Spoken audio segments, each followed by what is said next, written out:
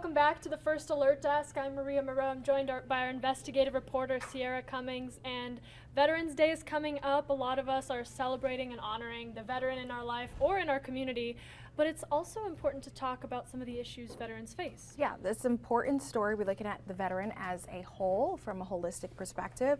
Our veterans sacrifice so much, so it is important to consider their access to resources, whether it be from healthcare to education to legal services. So this story tackles a battle, and for some of our veterans it's their greatest battle yet, healthcare and the delays and backlog that comes with trying to get appointments or see specialists here at the Atlanta VA. And we are going to watch that full investigation here shortly. But I did just want to say, you know, the reason we do these behind the investigation segments every week is to give you an opportunity to learn more about the issues and the things that are happening in the Metro Atlanta community and Georgia, but also to ask questions. You know, this is something that you've been working on for quite some time. If you have any questions or have your own personal story or know a veteran, let us know in the comments. We'll be checking through those and talking to you about this investigation. So let's jump right into it. All right. Get cancer when it's young. You don't let it spread. And this wasn't even noticeable when I had my first CT scan. And now it's like I'm growing a second head out the side of my neck. Army veteran Calvin Jordan volunteered to fight for the U.S. in 1968 during the height of the Vietnam War. We dropped Agent Orange. The now banned chemical was dropped in North Vietnam. The vegetation and crops killed. Agent Orange has been linked to more than killing plants. The dangerous chemical now linked to cancers among U.S. veterans. The 73-year-old does not know if it's the cause of his own. No, it doesn't show it. But what he does know, it's been 7 months of waiting. Atlanta VA just cannot handle the load. Scans of the veteran's neck show the cancerous mass is now nearly the size of a fist. These images are from August, but he says when he first went to see Atlanta VA doctors in March, It was no bigger than maybe a thumbnail. he's accusing the Atlanta VA of potentially deadly delays. Here's why. The first week of March, Calvin first went to the Atlanta VA emergency room. He got the scan of his neck. He alleges after discharge, he never heard anything back. July, he schedules another appointment. He says the doctors confirm the VA never got the original scans. They're later found, but new scans are required. August, he gets a second scan and biopsy. By September, 7 months after originally going to the VA for the lump, it is then confirmed to be cancer. Adding insult, Calvin says he learned the VA is so backlogged they cannot do the surgery or required radiation treatment. But he will get it, now at Emory Hospital, November 18th, through his VA coverage. Access to VA healthcare for this war veteran has been his toughest battle. You dedicate your life to go fight overseas, and then you come back home and you fight some more. You're constantly fighting. This is the U.S.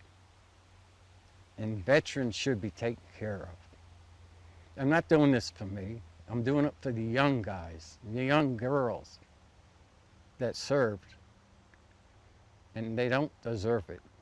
After we told the Atlanta VA about Calvin's case, they said they would reach out to him directly to address any concerns he may have and to ensure he receives the high quality care. But when we asked the VA about a backlog and delay with diagnosis and treatment, a spokesperson replied, one of the VA's top priorities right now is recruiting, retaining, and hiring clinical staff. Atlanta News First Investigates found for new patients, the current average wait time to see an Atlanta VA specialist is 60 days. The longest, 162 days. Plus, the Atlanta site already faced a paperwork backlog last year. The Office of the Inspector General confirming more than 17,000 documents in the mail related to veteran care and claims went unopened. Advocates say veterans deserve more, but end up with the least access to timely health care. For them to come back and all they hear is thank you for your service, they don't want to hear that from us. Warrior Alliance helps serve the nearly 250,000 vets in Metro Atlanta. And with more than triple that across the state, its CEO, Scott Johnson, believes Collaboration is the only way. more private-public partnership and funding will strengthen medical care options. Groups like his are acting as a veteran liaison. That's the thing about cancer. You never know what it's going to do. Back outside of Calvin's home, he explained to us, for decades, his family has served the military, answering the call. Moments later, he answered one of his own. After the biopsy, it took me over. It was the VA calling to talk about what went wrong more than 7 months ago. Oh, I'm sorry. That's too long. I know. Well, when you think about it, the whole thing is too long. Yeah. During that call, Calvin asked us to listen in and record. We learned the VA is working on some sort of accommodation for him post his surgery and radiation. But what are the big takeaways in all of this? Well, first, you can find the VA wait times on the VA's website under facility performance. Check that before scheduling an appointment. Then call your local VA to confirm that is the case. Now, you also want to find some sort of community advocate for veterans. We're going to post that list on our website. That way you can have someone that can help you navigate the system or come up with alternatives. In Atlanta, I'm Ciara Cummings, Atlanta News First. And just as Calvin said, when you think about it, the whole thing is just too long. I mean, these are people that do so much for us and they feel like they're the least protected. And Calvin's story is far from the only one. You can speak to that. Yeah, I was telling you earlier, my partner actually served in the Navy. He is a veteran getting ready to, celebrate Veterans Day, but he's also had issues with the Atlanta VA specifically.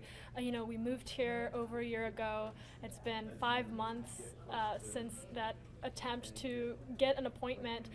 Finally, just last week, he was able to get that appointment, but 5 months just for a checkup is too long. Just for a checkup, and if you're in Calvin's case, or even far much more along in a cancer case, like that is time that you don't have. As he said, cancer is one of those diseases you've got to catch in advance for it to have like some kind of safety mechanism. Yeah, you don't have time at your side. So let's talk a little bit about how you connected here with Calvin and what set this investigation into motion. This is really important. Stories like this come directly from the viewer. He reached out via email thinking that, he might be alone. He told me that I've been waiting to get an appointment here to make sure I get my surgery and radiation, but even more concerning is that I've had to wait this long to figure out it was cancer. So after that email, I called him. I'm like, can we talk on the phone? He walked me through everything, and I was shocked. I was floored about it. And I wanted to see, okay, is this just a Calvin case? Is this a couple people, or is this a systemic issue? And it turns out, when you look at the data on accesstocare.va.gov, this is not an anomaly. This is an issue that they're facing right now. And another side of that is you showed in your story all of that mail, all of those documents that look unopened.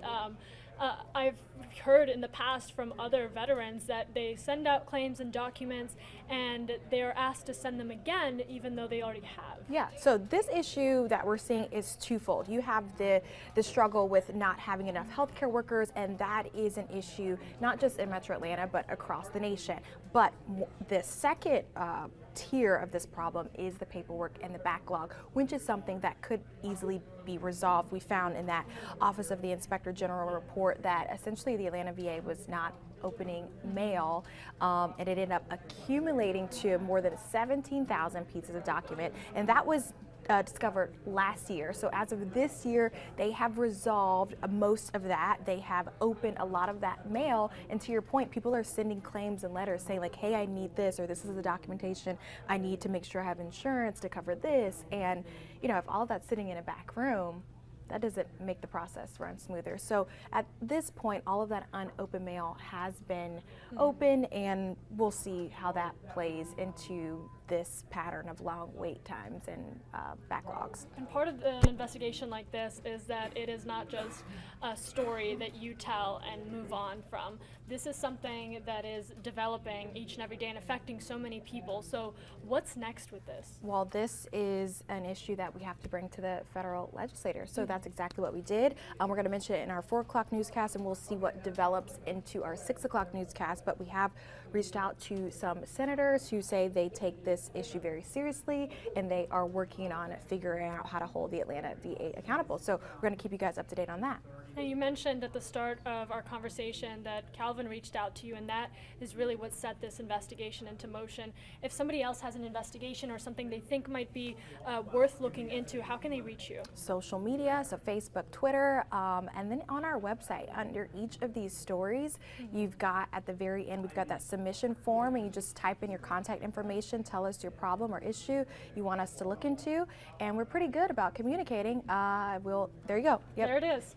Big and bold, you can't miss it. That's why we've got it big and bold. We don't want you to miss it. So you can reach out that way, and we're pretty quick in responding. And this story is now live on our website, atlantanewsfirst.com, and in our mobile app, the Atlanta News First app. So if you were looking to read more about this investigation, maybe you have your own story, go ahead and check us out, atlantanewsfirst.com, and you can find that submission form right on that article. All right, thank you very much. Thank you.